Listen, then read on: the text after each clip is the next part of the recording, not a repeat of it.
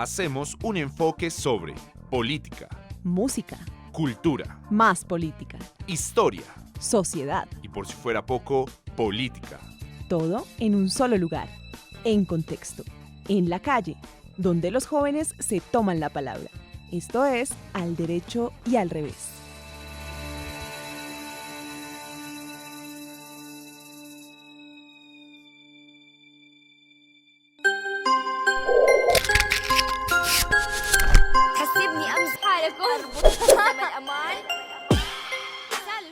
Muy buenas tardes, bienvenidos una vez más al Derecho y al Revés, donde los jóvenes se toman la palabra. Hoy también transmitiendo como siempre desde el estudio de Sintopía Radio de la Universidad Central. Comienzo por saludar a la mesa de trabajo de Al Derecho y al Revés y tengo por acá a mi lado a Nicole Fajardo. Nicole, buenas tardes. Buenas tardes, Daniel, buenas tardes, Andrés, también acá otro programa más trayéndoles política, hoy sí con frío terrible, pero pues bueno, vamos Sí, ha a sido darle. un día frío, pero volvemos de semana de receso, ¿no? Uy, sí, o sea, ya yo lo había olvidado, no, es que yo no sentí descanso, para mí fue... Fue muy corto. Sí, fue muy corto. Efímero. Ahora entramos también como a definir el segundo corte y eso ya se pone denso en este Sí, momento del semestre, acabas ¿no? viendo si salvas o no salvas esas materias. Ahora sí, acá se sabe todo. A Ajá, partir de la siguiente exactamente. semana se sabe todo. Si dejas de venir ya... Sí, uno ya sabe acá si ya no vuelve o si sigue. No, no. Exactamente. Bueno, mentiras, tenemos que apoyar a que la gente estudie mucho más y Pero que... puede que no vengas porque ya tienes todo pasado. Todo pasado, sí, cierto, pero también se pierde por fallas, ¿no? También está en el máster de Al Derecho y al Revés, acompañándonos el que se había ido, pero no se ha ido, pero que viene a colaborarnos con el máster, con la consola, porque digamos que es una labor muy importante y estamos en búsqueda también de nuevos integrantes para El Derecho y al Revés. Nos acompaña Andrés Penberti. Andrés, buenas tardes. Así es, Daniel. Bueno, pues muy buenas tardes. Hoy los acompaño desde el máster y pues como ustedes ya saben, nuestros oyentes, Al Derecho y al Revés les da a ustedes esa información vital, esa información que todos necesitamos para saber cuál es la realidad nacional en nuestro país, que siempre está relacionada con la política. Bueno, ¿cómo le fue en la semana de receso, Andrés? Bien, pues fíjese que estuve aquí en Bogotá, no hice, digamos, algún viaje, pero fue una semana con mucho movimiento, adelantando trabajos igualmente y también descansando en lo posible, haciendo actividades diferentes, yendo a hacer deporte y todo. ¿Semana de mucha reflexión? No, mire que no, de No, reflexión no sin tanto. reflexión, eso... Pues a ver, yo creo que la reflexión sale del momento en el que uno esté haciendo algo que probablemente le saque ahí a relucir algún pasado, alguna historia antigua. O reflexionar sobre las materias que estamos viendo en la universidad. También, sí, con las lecturas, con los libros, con los trabajos, uno también reflexiona con Hablando de eso, a lo mí que no me tiene. dejaron ningún trabajo para semana 1. De resto estuve... ¿Sí? Ah, qué bueno. libre, sí. Bueno, súper chévere Lo eso. que es Bueno. buenos profesores que lo dejan reflexionar. Que lo dejan descansar a uno de tanto trajín. Bueno, entremos en materia y vámonos con las tendencias, Andrés.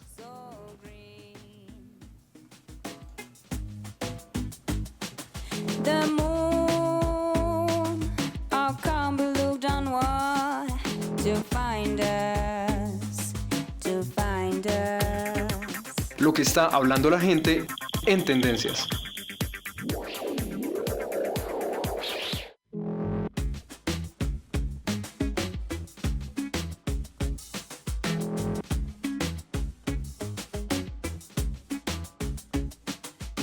Oh, Earthsea, my baby, the night is behind us.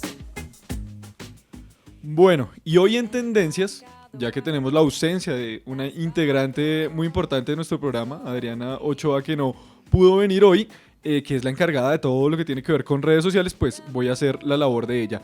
En tendencias, como primer lugar está Queiroz, el técnico de nuestra selección Colombia, pues Colombia jugó hoy a las 2 de la tarde y en Francia contra el equipo de Argelia, que es el campeón de África, y resulta que perdió 3-0. la selección Así Colombia. terminó ese Ese partido, así que estábamos comentando con Sí. Nicole esta tarde como que si había Pasaron 20 posibilidad. minutos. Él me dijo, no, sí, vamos a ganar. Y yo, bueno, pasan 20 minutos del partido, entramos a la página y llevan 2-0. Llevan ¿Qué es 2-0. eso? Sí, yo como todo optimista, Sí. como no, Colombia tiene todas las de Es un ganar buen ahí. equipo. Sí, no, es que somos buen equipo. Y miren, 3-0 le puso a la selección de Argelia a Colombia. Y bueno, un mal balance para esta gira de amistosos. Pues que ya vimos que Colombia jugó contra Chile, quedó en un empate, aunque tuvo todas las de ganar. Pero ya en la parte de, pues contra Argelia sí un aplastante 3-0 y esto se suma pues a las críticas del técnico Queiroz por no llamar a James a la selección, que también dicen que James pues también quiso quedarse en el Real Madrid para ganarse el puesto y recuperarse mucho mejor. Pues todas las tendencias tienen que ver con eso, ¿no? Con la tricolor puesta, Argelia, Pekerman, extrañando a Pekerman increíblemente.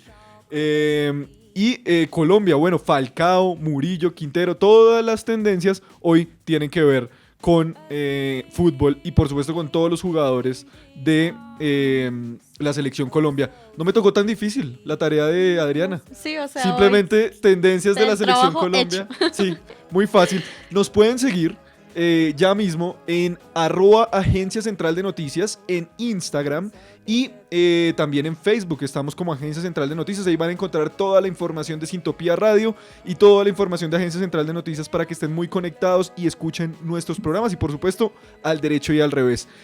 Hoy, bueno, comencemos y entremos ya en materia con los temas del día y del programa. Pues tenemos que nuevamente y lastimosamente emplear nuestra sección en donde hemos querido visibilizar esta problemática terrible, este flagelo horrible que es el del asesinato a líderes sociales por su labor tan importante que se hace pues en nuestro territorio. Continúan los asesinatos, Nicole. Sí, Daniel, resulta que pues este pasado 13 de domingo 13, Toribo Canas fue asesinado en el Cauca colombiano. Ya vemos que el Cauca ha sido una región que es bastante problemática para el país en cuanto al tema de asesinatos a líderes sociales. Él fue asesinado en el municipio de Toribo, en Cauca, y tenía solo 53 años cuando sucedió. Esto sucedió, de hecho, un día después del Encuentro Nacional de Guardias Indígenas, en el que ya habían advertido sobre la presencia de grupos armados que amenazaban su territorio. De hecho, de acuerdo con el CRIC, el domingo encontraron un mensaje atribuido al cartel de Sinaloa, México, en el que ese grupo delictivo afirmaba que empezaba la limpieza en el Cauca. También, pues este mensaje atribuido al cartel de Sinaloa coincide con la denuncia del líder indígena Arsenio Vascuez, quien durante el encuentro nacional alertó que grupos del narcotráfico provenientes de México estarían reclutando menores de edad para dominar las zonas de cultivo ilícito.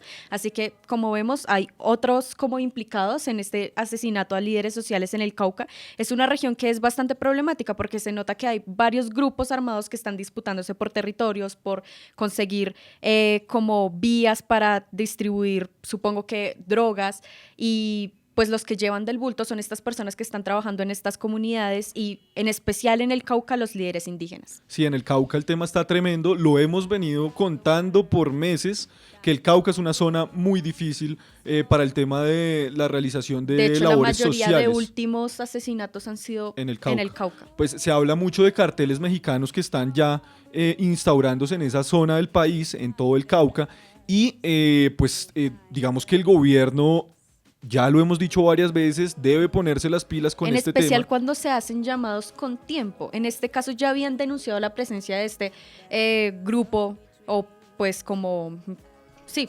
organización del cartel de Sinaloa en esta región. ¿Por qué no prestar atención a los llamados que se hacen desde temprano para evitar este tipo de muertes? Así es, alertas tempranas desde la Defensoría se han emitido. El gobierno no ha podido de alguna manera contrarrestar a todos estos grupos armados que se disputan la zona del Cauca por los cultivos de coca y pues quienes, como dice Nicole, llevan del bulto pues son pues los líderes sociales, los indígenas y todos los habitantes del Cauca. Terrible esta situación, yo no sé en dónde va a parar esto, pero si no se hace algo, creo que ya estamos como cansados de advertir esto. Y creo que también las organizaciones, las instituciones como la Defensoría, la Procuraduría se han puesto a la tarea de advertirlo, pero nada sucede y eso es bastante preocupante. Pues ahí está el reporte, triste reporte de los líderes sociales asesinados y esperemos que para la próxima semana podamos dar la noticia de que no hay más líderes Exactamente. asesinados. Nos vamos con un poco de música, Andrés, y volvemos al derecho y al revés.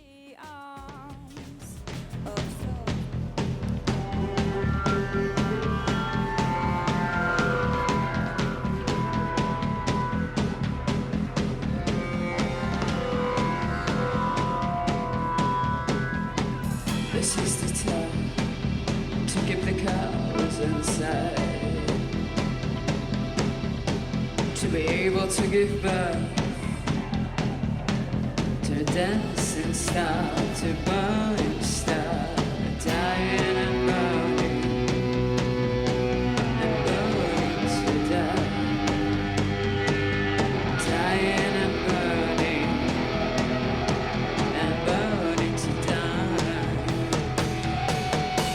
What are you doing here? I always thought that the devil will catch me with its claws, but there is no devil and no hell, and your soul will die much faster than the body that you crown, dying and burning to die,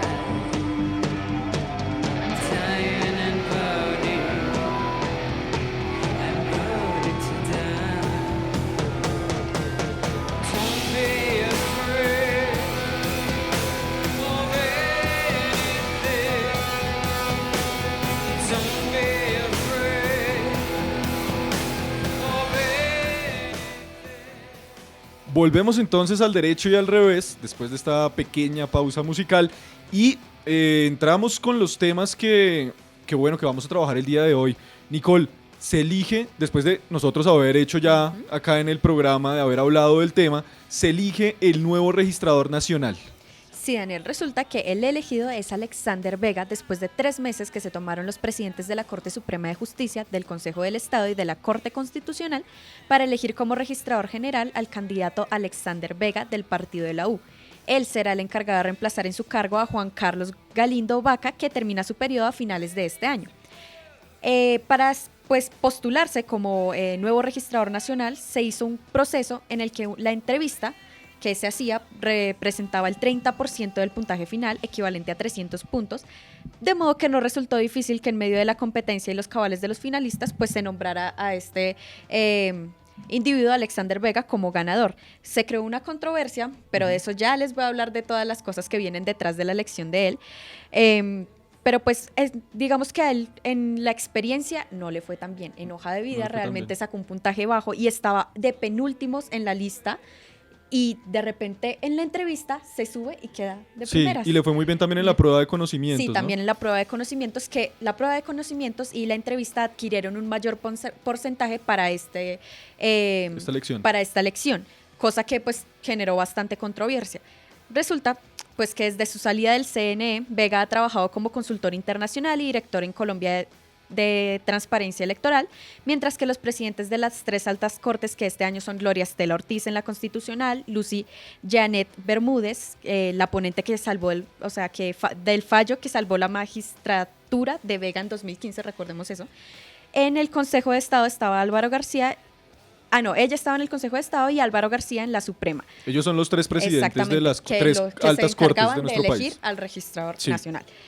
Ahora, recordemos antes de que siga Nicole, que Vega fue magistrado del CNE, ¿no? Que en este órgano es en donde, digamos, se lleva a cabo todo lo que tiene que ver en materia electoral.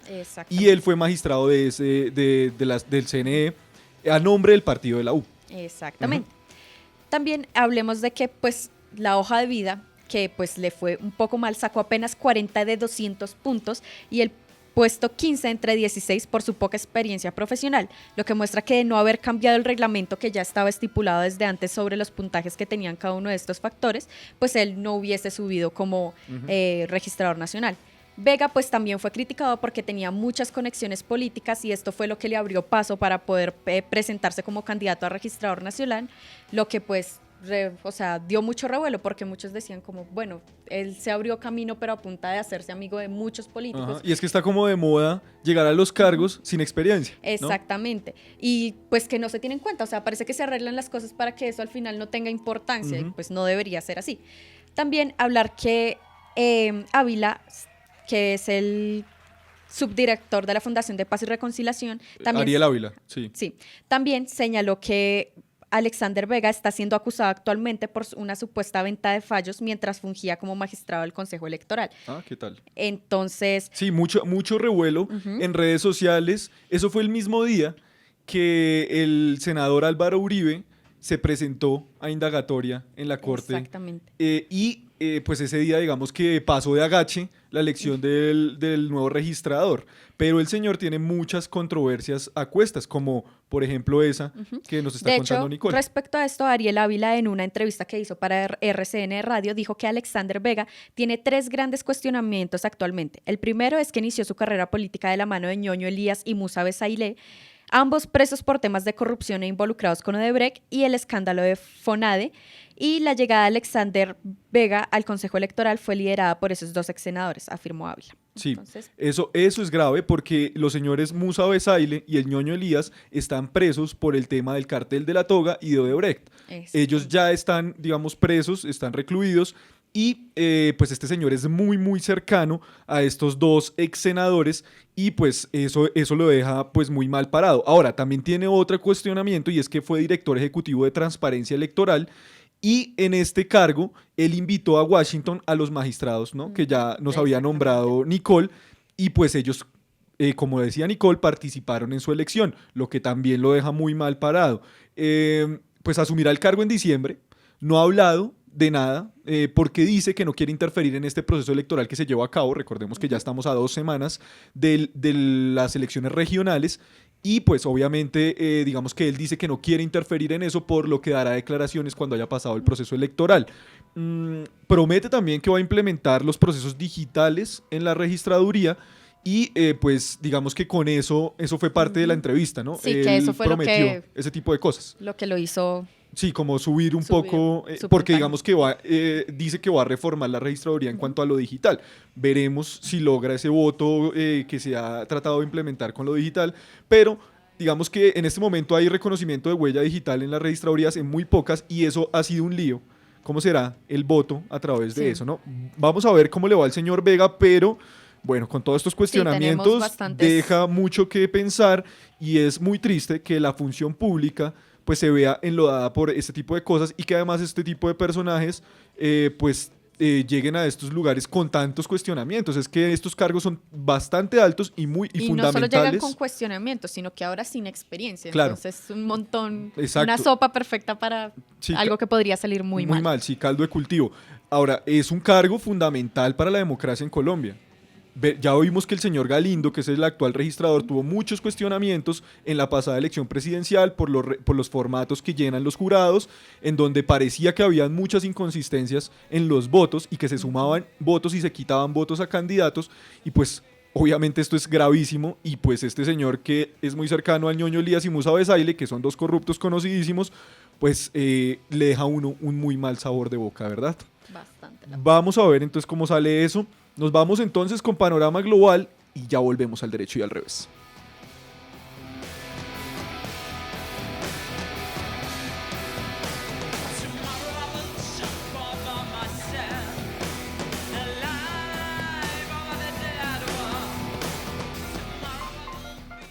Los hechos políticos internacionales más relevantes en Panorama Global.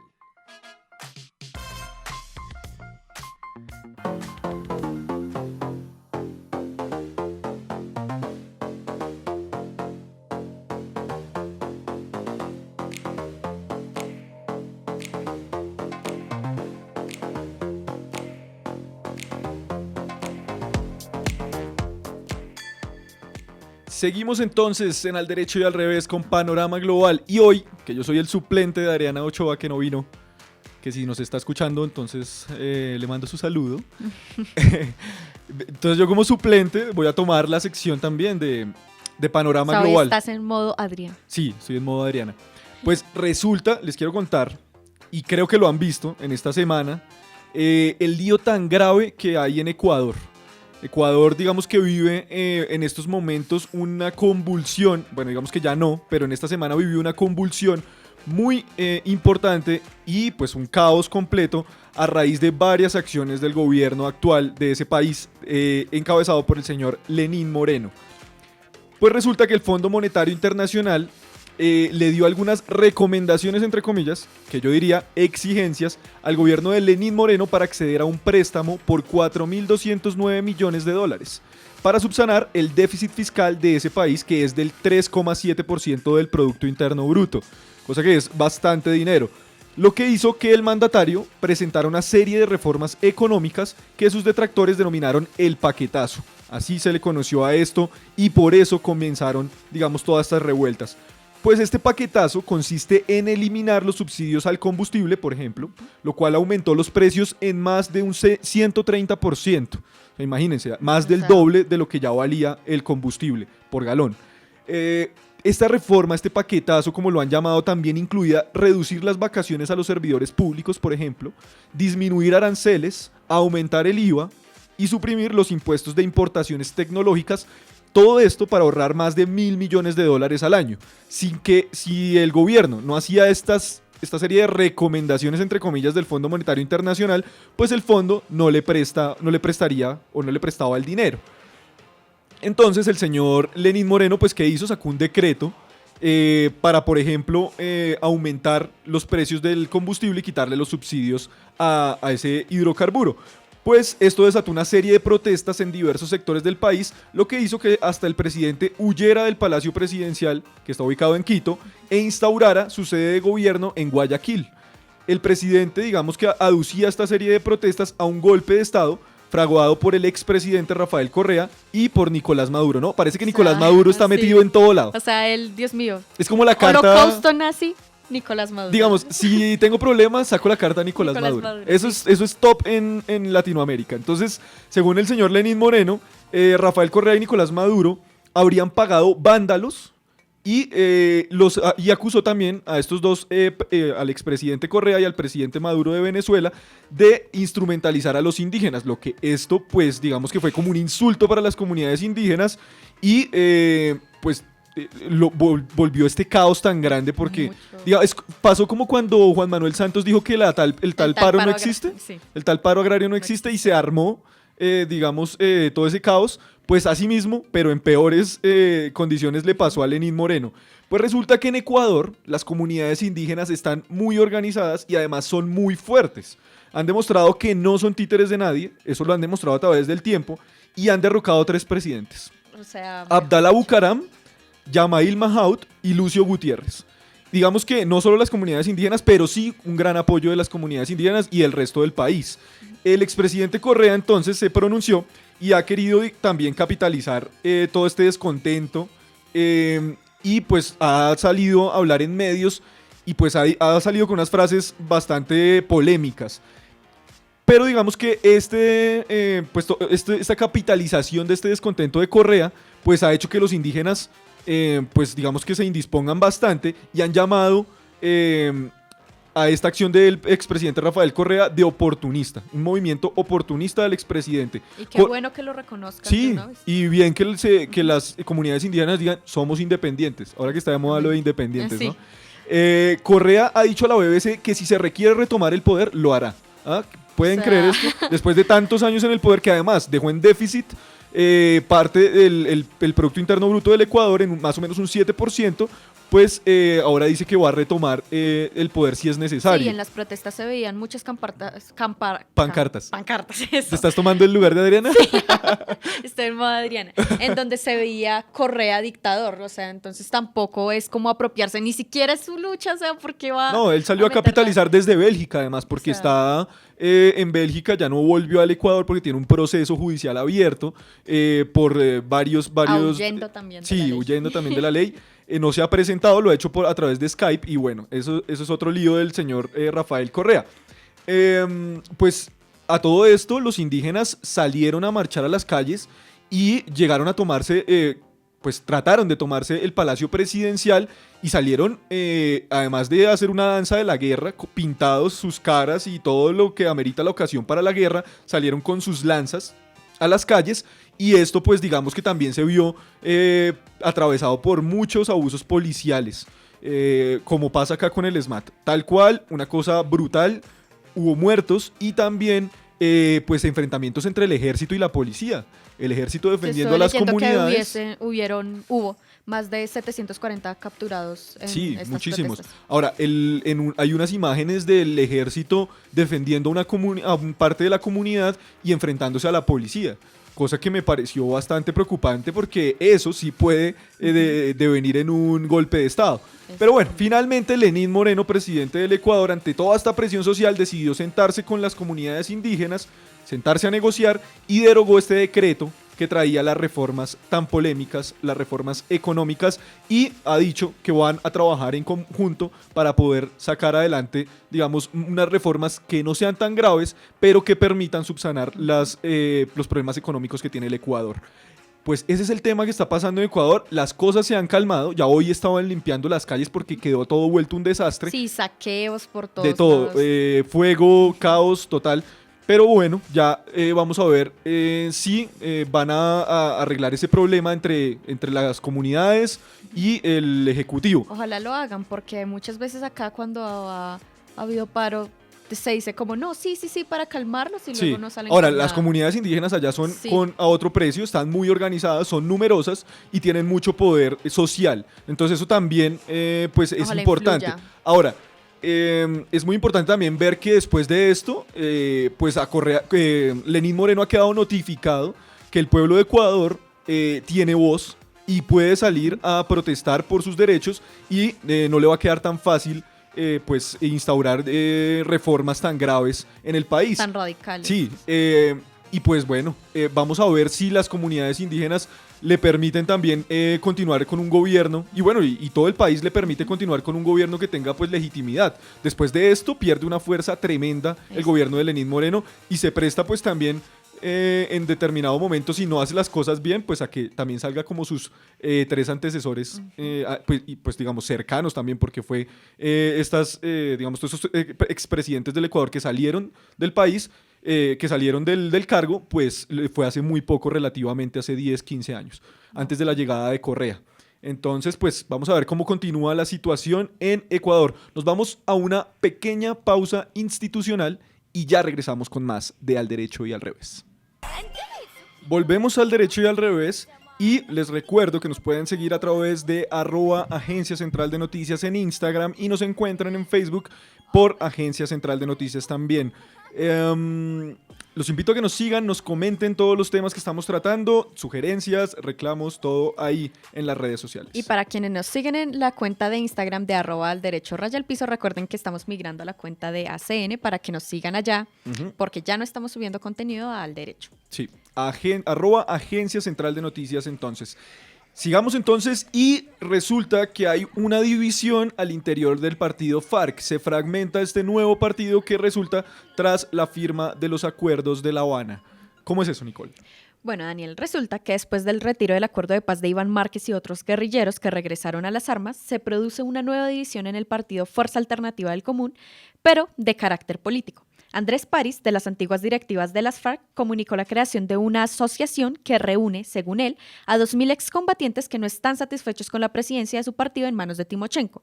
No se trata de una disidencia armada ni de un nuevo partido, sino de una reagrupación que se comunicará directamente con el gobierno sin la mediación del presidente de la colectividad, Rodrigo Londoño. Esto fue lo que manifestó Carvajalino a ese noticiero. No queremos transitar por el camino del rearme, pero tampoco ser indiferentes y silenciosos ante la incapacidad de la dirección guiada por Timochenko en todo este proceso de reincorporación, dijo el líder político, quien también se quejó de la ineficiencia en el cumplimiento de los acuerdos de paz. De acuerdo con el informativo, el pasado 15 de septiembre, dicho grupo tuvo su primer acercamiento con el gobierno en Neiva, donde, según París, se reunieron dirigentes de las FARC en representación de 2.000 guerrilleros que están en 9 departamentos. Bueno, pues ahí se le complica la situación al partido FARC, que ha tenido pues unos golpes muy duros, digamos, con el tema de Iván Márquez, Santrich y Romaña, que han salido pues como disidencias de las FARC y se han ido, digamos, otra vez al movimiento armado, pues esto fue, digamos, que el golpe principal que tuvo el partido FARC, y después de esto se generaron divisiones internas por el manejo que está dando el señor Timochenko a la cabeza de este partido. Preciso en elecciones regionales, y además pues tan nuevo el partido, está pues muy, digamos que expuesto a estas fracturas y pues pueden terminar muy mal. Ahora, han hablado ya el senador Lozada del partido FARC, esta mañana lo escuchaba en la W Radio y hablaba de también de una posibilidad de cambio de nombre del partido, por ejemplo, y pues decía que y pues también hablaba de la expulsión de personas como Iván Márquez y de Santrich del partido, que ya digamos que estaban en mora de hacerlo. Ahora, esta expulsión parece que no le gustó mucho a algunos sectores y también han pretendido anunciar que pues digamos que ha sido muy blandengue la actuación de Timochenko en cuanto a la implementación de los acuerdos y de pedirle al gobierno que se implemente. Complicado el tema para el partido FARC, veremos cómo se va desarrollando. Por otro lado, estos días tiene que definir la Corte Constitucional si se tumba o no se tumba la ley de financiamiento. Recordemos que esta llamada ley de financiamiento realmente pues es una reforma tributaria que le quisieron cambiar el nombre desde el gobierno para que no pareciera tan, digamos, tan compleja de asimilar para los colombianos, y también recordando pues esas vallas de publicidad política en campaña donde decía Centro Democrático, Iván Duque, menos impuestos, más salarios. Y resulta que no, más impuestos realmente. Y digamos que los menos impuestos fueron para las empresas. Pues eso era parte del contenido de la ley de financiamiento, que como les digo, realmente es una reforma tributaria. Pues como les comentaba, en los próximos días la Corte Constitucional deberá definir si tumba algunos artículos, tumba la ley completa o no tumba la ley de financiamiento. Esto producto de 24 demandas que interpusieron ciudadanos, entre ellos Germán Vargas Lleras, recordado ex candidato presidencial, ex vicepresidente del presidente Santos, sí, a través de su columna, y pues ya con el tema de la demanda a la ley de financiamiento, y también integrantes del Polo Democrático. Pero entre esas 24 denuncias también hay profesores, economistas, abogados de diferentes universidades que también han considerado que esta reforma tributaria o ley de financiamiento ha sido, digamos que, por decirlo poco, absurda y que va en contravía de los intereses de la nación. Pues recordemos que también que esta polémica ley del gobierno Duque pasó con muchos cuestionamientos por el Congreso de la República, entre otras cosas por la falta de publicidad de la misma, que configura un vicio de trámite, al no cumplir con el principio de publicidad, pues el gobierno no lo publicó en la Gaceta del Congreso. Esto debe hacerse en todos los proyectos de ley, debe publicarse con anterioridad para que los congresistas, pues como es debido y lógico, pues revisen de qué se trata el proyecto y luego lo voten a conciencia después de leerlo. Exactamente, después no de es, estudiar, hacer el análisis. Ese es el deber ser, ¿no? Pero esto no es lo que pasa siempre, ¿no? Lo publican pero igual no lo leen y lo votan así. O no lo publican. Eso se llama pupitrear. O no lo publican, como pasó acá, pero cuando no lo publican se configura un vicio de trámite, lo que puede hacer caer un proyecto de ley, que luego se convierte en ley, y que en este caso fue la ley de financiamiento, y que por esto nomás se puede caer. Ahora, el gobierno dice que se defiende diciendo que sí se publicó esta ley en la página web del Congreso y que se envió también al congresista David Barguil, congresista del Partido Conservador, que además ha sido pues cuestionado por sus faltas a las plenarias. Recordemos que Catherine Gubinao, una periodista, ha hecho una investigación muy acuciosa para saber qué senadores y qué representantes faltan más a las plenarias y pues si esto configura algún tipo de sanción que les quite incluso la curul. Pues el señor David Barguil ha salido ahí también a relucir porque es uno de los que más falta a las plenarias. Y preciso le dejan el encargo. Claro, entonces el gobierno le encargó al congresista David Barguil explicar la ley de financiamiento y pues digamos que lo hizo en 15 minutos, ¿no? Una ley que es fundamental para el país, se explicó en 15 minutos y no se publicó en la Gaceta del Congreso. Eso digamos que es una de las cosas que demandan los que quieren tumbar la ley y dicen aquí hay un vicio de trámite y se debe caer la ley de financiamiento. Ahora, congresistas aducen que la página del Congreso se cayó el 18 de diciembre y el secretario del Senado, el señor Gregorio El Hack, dice que la ley se publicó el 19 de diciembre. Por lo que dicen los congresistas, oiga, no tuvimos, primero, no nos la publican con tiempo. Segundo, nos la publican en la página, pero la página se cayó. Y resulta que al otro día llegamos y no, resulta que hay que votarla, sin nosotros haberla leído. Entonces los congresistas también estaban bastante indispuestos. La página, muchas casualidades, sí, qué cosa. como muchos Pero bueno, tropiezos. así es la cosa en el Congreso. Ahora hay que estar muy informados y comenzar a ver ese tipo de situaciones para entender qué es lo que pasa con nuestro país. Ahora, 2 magistrados de la Corte son los encargados en este momento, Alejandro Linares y Carlos Bernal, de presentar las ponencias frente a este caso. Quienes demandan argumentan que esta ley solo generaría beneficios en 2019, pero a partir de 2020 generarían pérdidas para la nación, puesto que se dejará de recaudar en gran medida, se dejará de recaudar mucho dinero en gran medida por los beneficios y las exenciones que trae esta ley de financiamiento. Ahora, volvamos otra vez atrás. El gobierno pretendía subsanar, digamos, los beneficios que le dio a las empresas, porque le dio beneficios tributarios a las empresas, les bajó impuestos a las empresas. Y claro, ahora entiendo la valla. Menos impuestos, pero le faltó para las empresas. Exactamente. Y más para los ciudadanos. Y los compensa con los Claro. extras. Entonces, el gobierno pretendía subsanar esos beneficios que le dio a las empresas grabando la canasta familiar, por ejemplo, con el IVA. Casi nada. Casi nada. Pero recordemos también que eso se cayó en el Congreso. Por consiguiente, pues no quedaron esa equiparación de cargas. No quedó esa equiparación ahí, sino que lo que quedó solo fueron los beneficios para las empresas, por lo que no se va a recaudar el dinero que se preveía que se iba a recaudar, por lo que todo el mundo está diciendo, esto está pues mal, nos va a dañar, digamos, las finanzas de la nación, que bien mal sí están. Expertos dicen que si se cae la ley no afectaría mucho la economía, pues si se mantiene, no consideran que la economía crezca al 4%, como dice el gobierno, pero que si se cae pues tampoco va a afectar de gran manera porque vamos a volver a lo que había antes y lo que había antes era mucho mejor de lo que hay ahora. Eso dicen los expertos, ¿no? Expertos economistas. La Corte pidió conceptos también a universidades y pues las universidades pues se entiende que hay expertos economistas y universidades como la Sabana, la ICESI y la Universidad del Norte sostienen que de permanecer la ley el recaudo caería en cerca de 10 billones de pesos. O sea, muy mal, muy mal.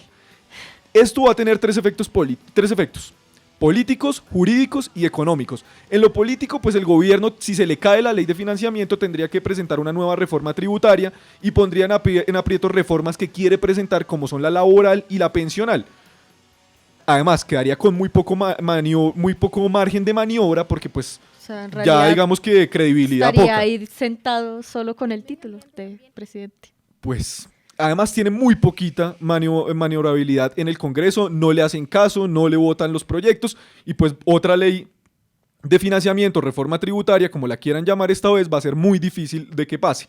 Ahora, los efectos jurídicos va a ser una pérdida de credibilidad en las leyes tributarias, por lo que empresarios que han venido con inversiones, pues seguramente dirán, no vamos a invertir acá, hay una pérdida de confianza. Y económicos, pues el gobierno ha dicho que esta ley es fundamental para crecer económicamente. Como ya les había contado, los detractores dicen que dejar esta ley crea un hueco fiscal de entre 5 y 10 billones y los expertos dicen que si se cae esta ley, pues tampoco va a pasar la gran cosa. Empresarios dicen que retirarían inversiones y esto se ha visto como presiones a la Corte porque ya no se les garantiza los grandes beneficios que pasaron en la ley y pues que los favorecen ampliamente. Vamos a ver la Corte qué decide en estos días, muy importante lo que va a pasar ahí, pero pues muchas voces dicen que lo más probable es que esto se caiga y que el gobierno quede en aprietos. Nos vamos entonces a examinar el panorama electoral en Bogotá. Are we going now?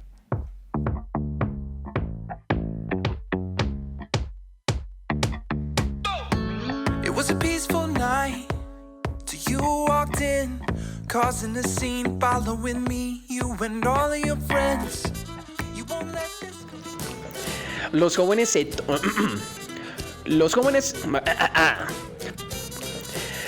jóvenes se toman Bogotá para informar y analizar al derecho y al revés las noticias de actualidad.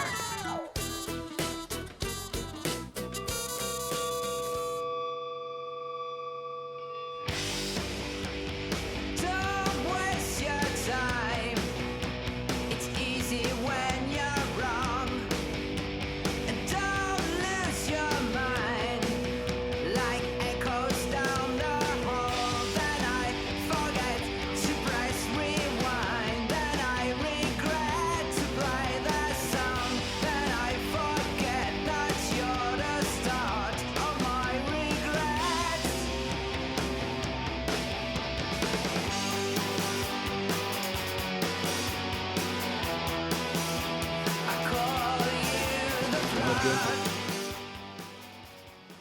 Bueno, en Bogotá, ¿qué tenemos para Bogotá en nuestra sección predilecta?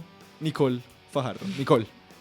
Bueno, Daniel, resulta que tenemos para el día de hoy la encuesta Inbamer que fue realizada por semana en conjunto con Noticias Caracol y Blue Radio, donde se le hace un pulso a todas las elecciones regionales para la alcaldía. Y pues vamos a estar acá haciendo un análisis que Promete, digamos. Exactamente. Ahí aclarar que se miden, digamos, algunas ciudades, digamos las principales, Cali, Medellín, Bucaramanga, Bogotá Barranquilla. y Barranquilla, ¿cierto? Ujú. Eso básicamente. Y bueno, vámonos con Bogotá porque estamos en la sección de Bogotá. Vamos a hablar concretamente de la ciudad de Bogotá. A ver, ¿cómo está la encuesta de Inbamer? Bueno, Daniel, empecemos con la intención de voto que para Bogotá tiene en cabeza a Carlos Fernando Galán. Bueno, la pregunta. Bueno, si las dice, elecciones... si las elecciones para el alcalde de Bogotá fueran mañana y los candidatos fueran los que aparecen en este tarjetón, ¿por cuál de ellos votaría usted? Entonces nos muestran las opciones que ya conocemos: Galán, López, Uribe y Morris, y encabezadas por Carlos Fernando Galán con un 34,3%, Ok. seguido de Claudia López, que tiene un 31,2% en un empate técnico, porque estas encuestas tienen un margen de error del 5,6%. 5,6%.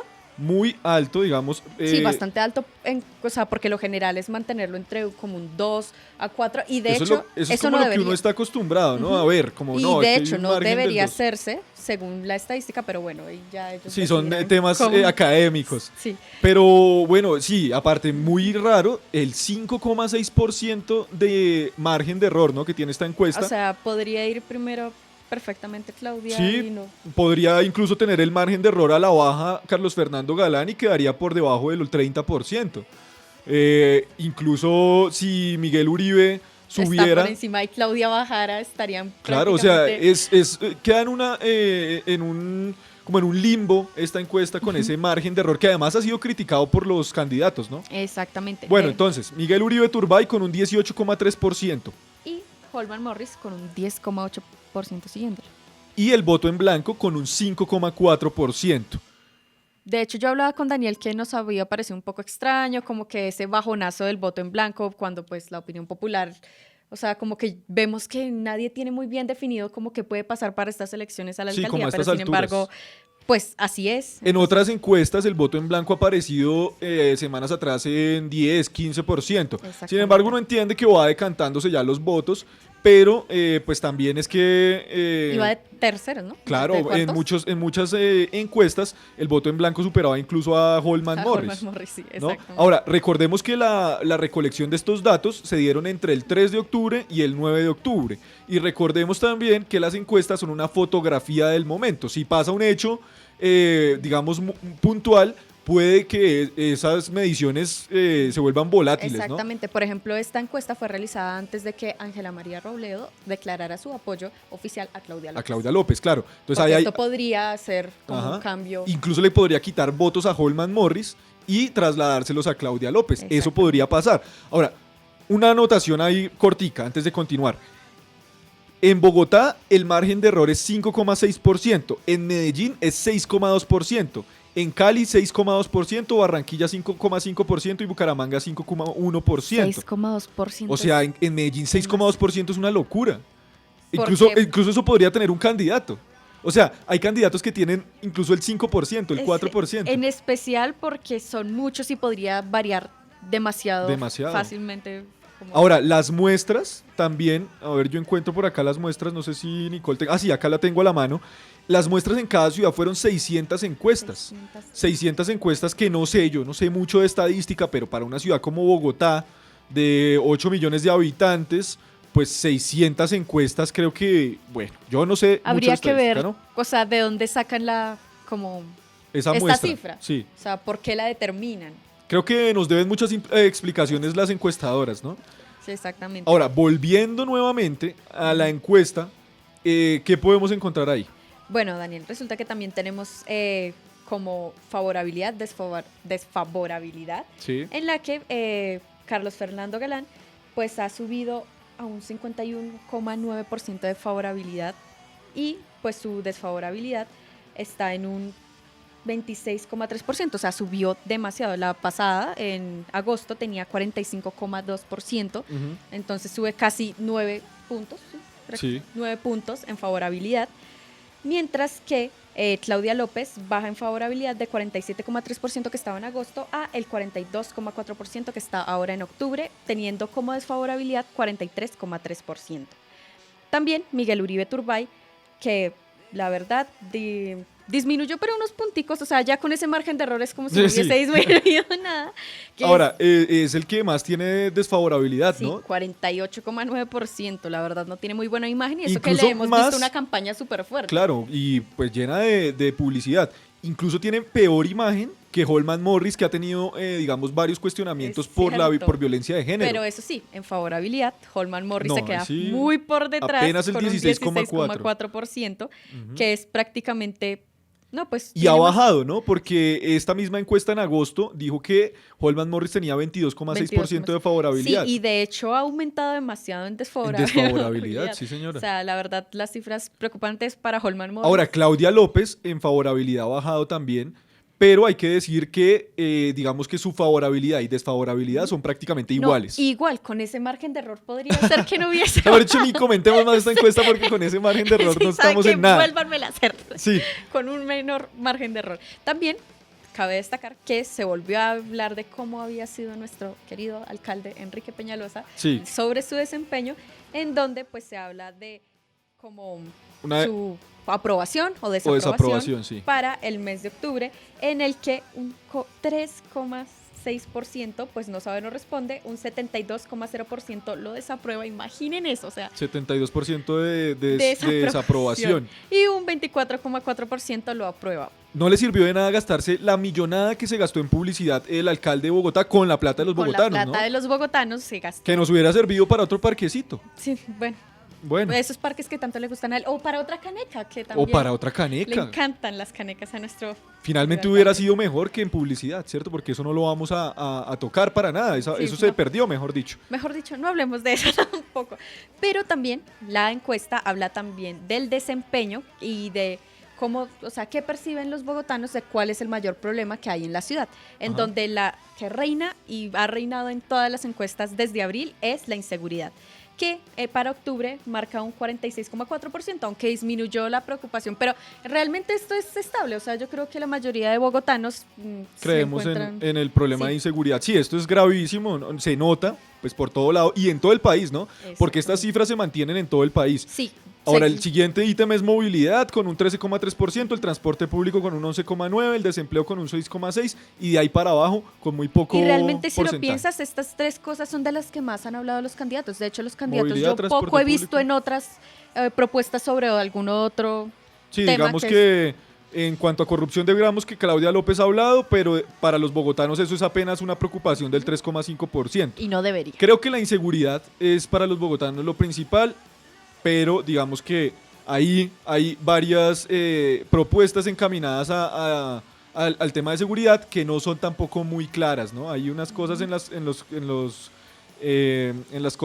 las propuestas, digamos, en los planes de gobierno de cada candidato que no muestran mucha cosa ahí en la inseguridad. Bueno, eso por ese lado En Bogotá. en Bogotá. ¿Y qué ha pasado con los candidatos por estos días, Nicole? Bueno, Daniel, resulta que se desató una muy fuerte polémica por un problema que hubo con uno de los Asesores de la asesores campaña. de la campaña de Galán, y pues ha salido él a defenderse en muchos medios y pues les voy a contar un poco de qué es. Pues él al principio se creía que era como un ataque porque él estaba punteando, como se sabía, pero resulta que pues él... El asesor, bueno, ahí retomando lo que nos cuenta Nicole, el asesor de Carlos Fernando Galán, digamos que ha estado inmerso en hechos de corrupción y pues él ha salido a medios a decir que esto ha sido un ataque de las otras campañas, un ataque sucio, porque el señor apenas trabajó en la construcción de propuestas de infraestructura, pero en un bajo perfil, en una segunda línea. Hay gente que dice, principalmente detractores del señor Carlos Fernando Galán, que este señor, el asesor, pues es, digamos que, asesor de primera línea en cuestiones programáticas. pues él se ha querido desmarcar de esas acusaciones, pero lo cierto es que el señor sí, digamos que está acusado por corrupción. Ahora, también se ha profundizado la crítica frente a Galán en cuanto a lo que tiene que ver con la Fundación Galán, que hace parte de, digamos que es una fundación del Ministerio de Educación, pero que está presidida por la tía del señor Galán y que además han dicho, quienes han hecho la investigación, que son Ariel Ávila y José Roberto Acosta, han dicho en medios de comunicación que este contrato, ustedes yo sé que han visto gente en Transmilenio vestida de rojo con negro que está tratando de generar cultura ciudadana y de generar mejor convivencia en las estaciones, pues resulta que este contrato por 11.000 millones que se ganó esta Fundación Galán, pues también está manejado por una señora que es la esposa de un candidato al consejo por la lista de Carlos Fernando Galán. Entonces dicen ahí como que es muy sospechoso que también esa fundación, presidida por la tía del señor Galán, haya adquirido solo en esta administración y en lo último 11.000 millones de pesos y que en las demás administraciones, porque también ha participado en las demás administraciones, no haya ni siquiera recibido 1.000 millones. Y que lo sospechoso es que también se hagan precisamente en época electoral, con todos estos cuestionamientos de que está la tía del candidato, de que también hay la esposa familiar de también un candidato de la lista al consejo, y que todo esto ha sido manejado por ellos. Entonces, eso sí deja mucho que pensar. Y recordemos también que Juan Carlos Junca fue, pues de hecho, detenido por participar presuntamente en las irregularidades de un contrato de 106 millones para la facturación del servicio de aseo en Bogotá. Pues un juez decidió darle la medida de aseguramiento en el sector carcelario, pero fue al final capturado. De hecho, Galán salió a decir que realmente él no tenía mucha relación, que no era tan importante, pero realmente sí. Sí, que él había diseñado algunas propuestas, algunas de las ideas que... En infraestructura. El señor Junca. Siendo además anteriormente director de la Unidad Administrativa Especial de Servicios Públicos. Y pues a pesar de esto, igual él formuló ciertas de estas propuestas, siendo como uno de los expertos que apoyó la campaña. Además, eso me llama la atención, que él sale a defender como es que este es un experto. Me parece que es como un experto en corrupción, ¿no? Porque pues experto en infraestructura, que además es un rubro, la infraestructura, donde más se genera corrupción. Entonces, ¿cómo así que es un experto en infraestructura y cómo así que es corrupto? Entonces eso me deja mucho que pensar, y también el tema pues que se ha profundizado en las últimas horas de la Fundación de Galán, que también tiene ahí unos cuestionamientos, que también se ha dicho por Galán que esto no tiene ningún problema legal, y claro que no, pero ahora necesitamos es gente con ética profesional en los cargos públicos. Y de hecho, una de sus excusas es que nadie está exento a que una de las personas con las que trabaja sea. Y eso puede pasar, sin embargo. Ahora, a mí me queda muy, digamos que la pregunta ahí en el aire, y es con quién va a gobernar Galán, ¿no? Porque lo hemos visto rodeado de la ex candidata del Centro Democrático, Ángela Garzón. Ahora le llegó el apoyo de David Luna, que también estuvo en Cambio Radical y que también tiene apoyos de Cambio Radical. Y digamos que no hay más figuras tan visibles. Entonces, ¿a quién va a poner él en las secretarías en caso de ganar? ¿Quiénes van a ser sus directores de departamentos?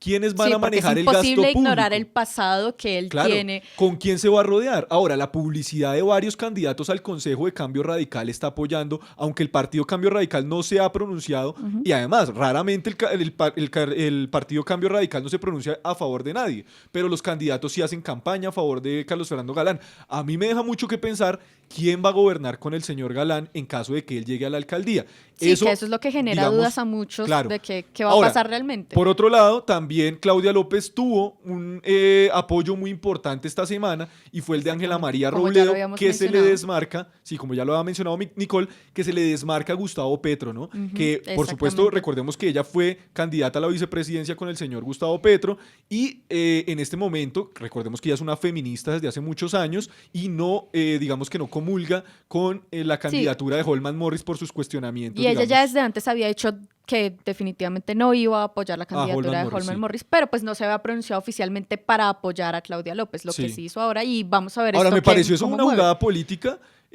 guardarla ahí, ¿no?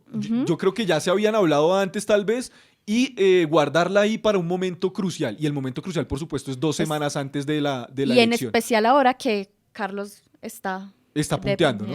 Ahora, ahí hay que ver también qué va a hacer Ángela María Robledo en campaña, ¿no? Porque me imagino que se va a poner a la campaña fuertemente y ella sí que tiene unas bases sociales muy interesantes en la izquierda colombiana, que le podría quitar votos a Holman Morris, por supuesto, porque además también Holman Morris pues tiene unas mediciones muy bajas en las encuestas. Exactamente, sí, como ya lo hemos visto, está muy por Ya debajo. Miguel Uribe, que incluso ya ni lo invitaron al último debate que vi con youtubers, fueron solo los dos sí. principales, ya ni Pero es Holman que Morris ni Uribe invitados. Uribe está, y Miguel Holman Uribe está- va de baja. Eso deja ver que posiblemente el golpe en Bogotá va a ser para las castas tradicionales, para los partidos tradicionales, un golpe fuerte, pues en caso de que, pues por supuesto no gane Miguel Uribe, pues esos partidos van a Sí, quedar tanto que le desacreditados. invirtieron a su publicidad. Claro, le metieron mucho Lo dinero. intentaron, Y o sea. pues Petro, digamos que sí se quemaría muy feo con la candidatura de Holman Morris,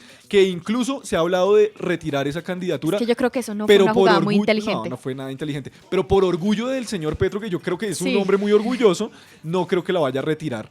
Y pues digamos que esto se repite la historia, pero al revés en las presidenciales, ¿no? Ahora quienes se fueron a ver ballenas fueron los de Colombia Humana, ¿no? Exactamente. Bueno, ahí está entonces la información. Se nos acabó el tiempo. 6 de la tarde Este en programa Bogotá. se va. Sí, este programa se va en nada.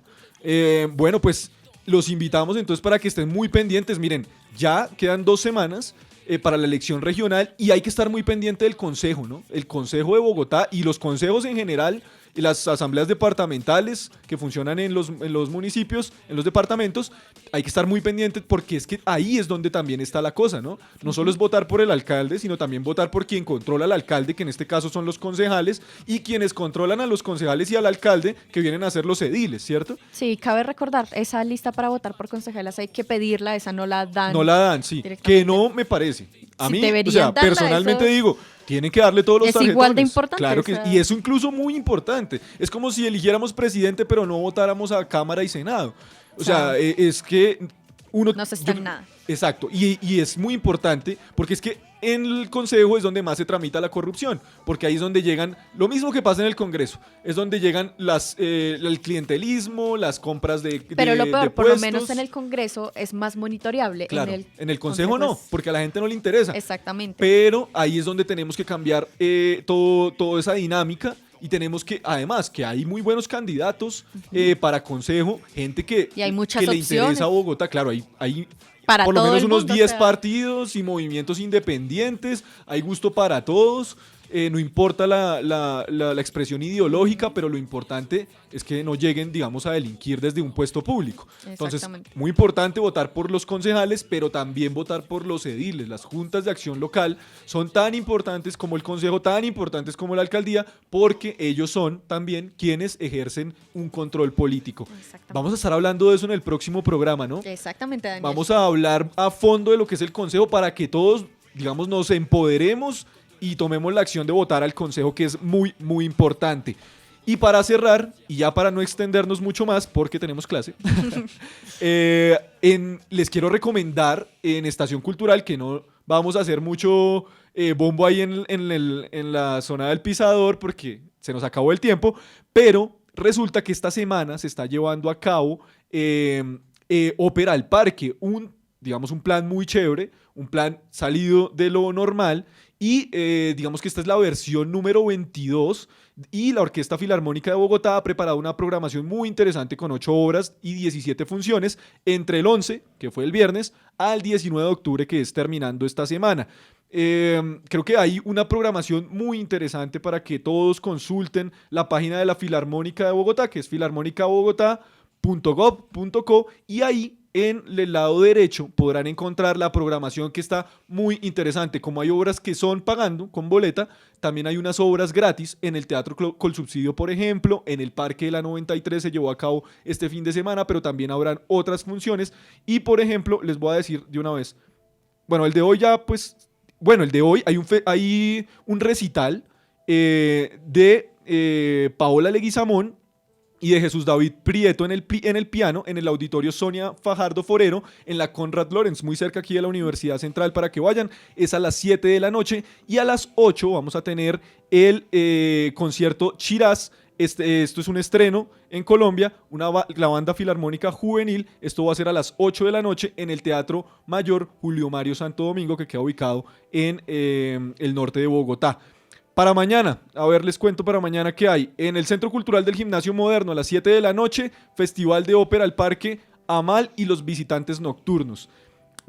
Y así van a poder ustedes encontrar en la página filarmonicabogotá.gov.co muchos más eventos para que vayan y disfruten de toda esta oferta cultural. De vuelta a la estación cultural, a este programa. Sí, de vuelta, ya teníamos que traerla. Y además que Andrés, su precursor, no había podido sonarla mucho en los últimos tiempos, ¿no? Estaba un poquito rezagada esa sección. Sí, estaba un poco rezagada, pero es muy importante Muy porque importante, además uno se entera de estos cositas. eventos Sí, porque importantes. en Bogotá Esto se hacen muchas cosas. Se hacen cosas, sí. muy Hay cierto, oferta Nicole. cultural. No la que yo quisiera, porque yo quisiera más oferta cultural, pero hay. Y esto de Ópera al Parque es un evento genial, no se lo pierdan. La ópera tal vez genera un poco de resistencia por algunas razones, porque, que la música clásica, que me aburro, qué tal. Pero la ópera es una cosa magnífica. Es música muy bien estructurada, con actuaciones geniales, con canto, Y ahí con se ven piano, unos con todo. músicos. Geniales. Y actores muy completos, artistas muy integrales, porque cantan, bailan, actúan, son increíbles. He tenido la oportunidad de ir a pocas óperas, pero a las que he ido me han encantado, se las recomiendo totalmente, y más que hay eventos gratis, completamente gratis.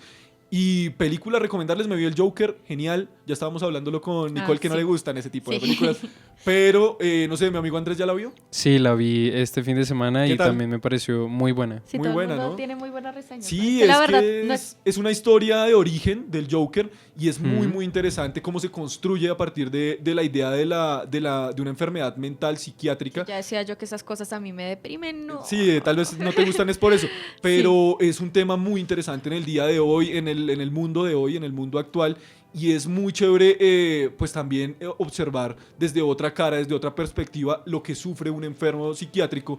Y hay unas frases del Joker increíbles en esa Sí. película que te rompen el cerebro. Es como, Sí, yo creo que ¡boom! hay que destacar el color que se utilizó en la película porque remite mucho a una aparente ciudad gótica, pues inexistente, una ciudad de ficción, pero que se asemeja mucho a una Nueva York que uno normalmente no quiere ver. Sí. Oscura, Es tenebrosa, que fue triste. Fue Hay sin buena tapujos, fotografía. ¿no? Sin Ciudad tapujos. gótica es como decir como el eufemismo de Nueva York, pero esto sí fue la Nueva York como es, ¿no? La Nueva York que tiene problemas, no Manhattan, pues, que es el lugar que salen todas las películas, el Central Park y las torres y todo lo que hay ahí.